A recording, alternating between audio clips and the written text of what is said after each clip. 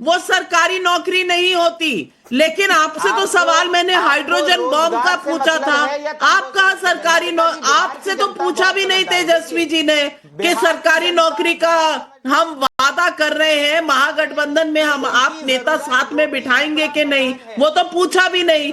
और आप चले हैं अब नौकरी की बात करने के लिए। राजीव रंजन जी, ये पूरा महागठबंधन है क्या? एक कह रहा है वोट चोरी, दूसरा उसकी बात ही नहीं कर रहा। एक कह रहा है मैं नौकरियां दे दूंगा, दूसरा देश में ही नहीं है अभी, उसको पता ही नहीं क्या स्कीम प्रॉमिस करना है अगर इकट्ठे सरकार बनेगी। देखिए, ये सर्कस बन गया है। अब तरह तरह के करतब दिखाने की होड़ लगी हुई है।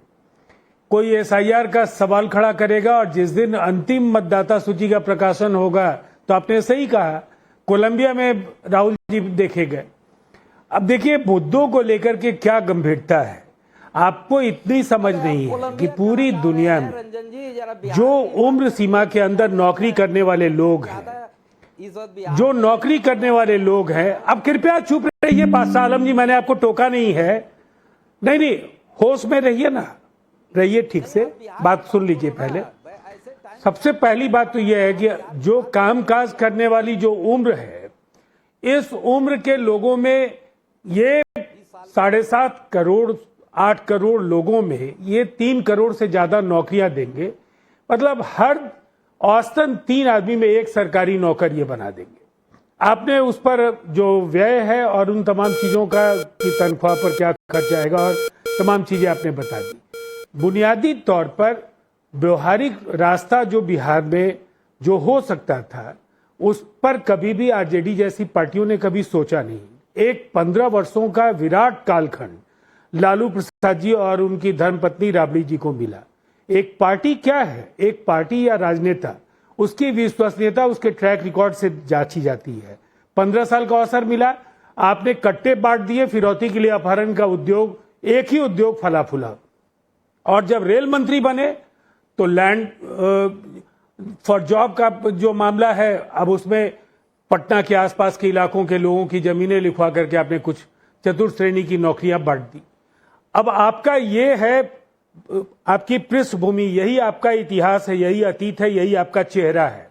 नौकरियां आप 5 साल की बात करते हैं कि हम लोगों ने 17 महीने में 5 लाख नौकरी मुख्यमंत्री कैबिनेट की अध्यक्षता करते हैं कि कोई मंत्री करता है?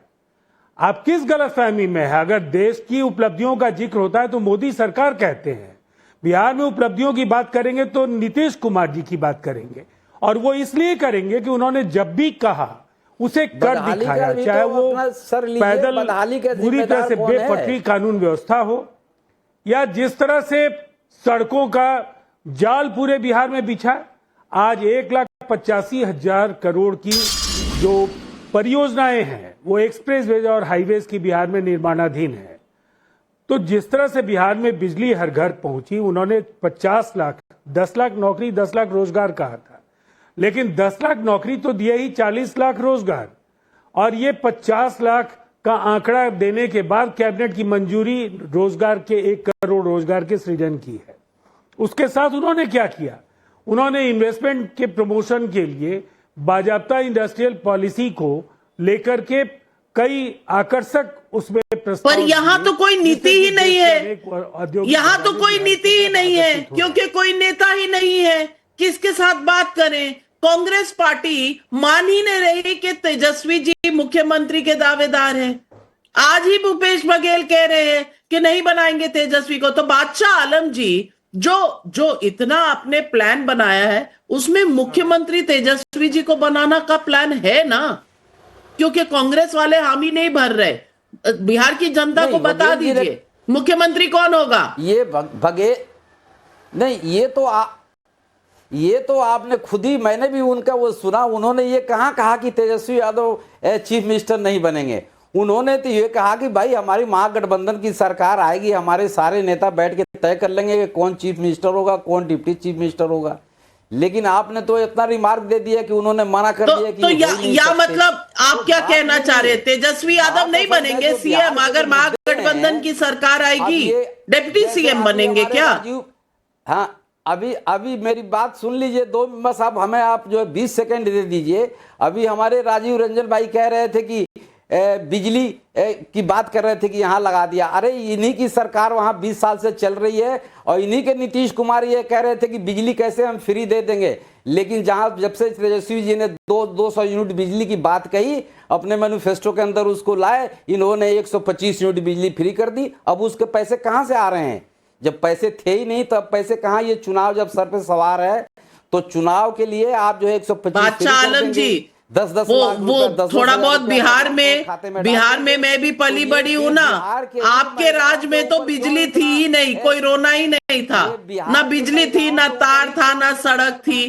तो अभी लोग आपको पूछेंगे ये सवाल, लेकिन विवेक जी, और मैं जन स्वराज पार्टी से ये पूछना चाहती हूँ, ये 3 करोड़ नौकरियां कहां से आएंगी? ये जो 28% लोग मेट्रिकुलेशन नहीं किए हैं, ये कैसे ठीक होगा? ये राहुल गांधी और तेजस्वी यादव के बीच में ये जो तालमेल में कमी है, इसका क्या होगा? और वो वोट चोरी, वो अधिकार रैली, एक भी कंप्लेंट आया क्यों नहीं? ना इलेक्शन कमीशन में, ना सुप्रीम कोर्ट में। ये मामला क्या है? नाविका जी बहुत बहुत धन्यवाद। आप भी बिहार की रहने वाली हैं और मैं सबसे पहले सारे बिहार वासियों को आज बधाई देना चाहता हूं कि 40 साल बाद बिहार में जो राजनीतिक बंधुआ मजदूरी है वो आज खत्म हो गई है। आज जनसुराज ने अपने कैंडिडेटों का लिस्ट निकाला है, तो पहले तो उस बात की सबको बधाई। और मैं, आप एक एडमायर्ड और सीनियर जर्नलिस्ट हैं, टाइम्स नाउ पे कम से कम ये तेजस्वी जी का जो प्रेस कॉन्फ्रेंस है उसको चलाने के समय नाविका जी नीचे लिख देना चाहिए कि इसकी सारी बातें काल्पनिक है। मतलब आप तेजस्वी जी को यह बोलिए कि भैया उसमें कितने जीरो हैं। मतलब तेजस्वी जी कुछ भी कह रहे हैं और मतलब कोई उम्मीद भी नहीं करता है। भाई आप ये सोचिए कि 3.5 करोड़ परिवार को ये सरकारी नौकरी देंगे, तो 20 साल क्या किया इन्होंने? इनको नौकरी नहीं आता है नाविका जी, इनको गरीबों को नोचने का कार्यक्रम आता है, इनको गरीबों से कलम छीनने का कार्यक्रम आता है। इनके बाबूजी और माजी जो सरकार चलाया 20 साल, इन्होंने दलितों और अति पिछड़ों और मुसलमानों के साथ अन्याय किया। ना उनको राजनीतिक भागीदारी दी, ना जमीन दिया, ना शिक्षा दिया, हाथ में दिया तो सिर्फ और सिर्फ लाठी। अब आप बताइए कि क्या कोई जनता इनको मानेगा? क्या इनका विश्वास करेगा?